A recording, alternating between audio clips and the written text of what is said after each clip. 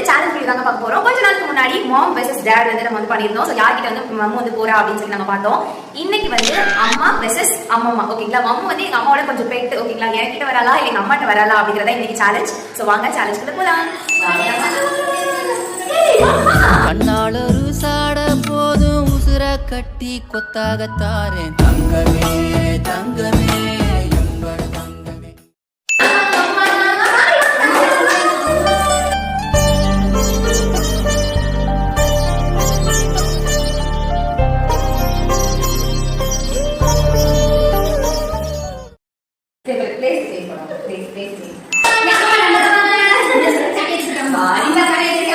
அம்மா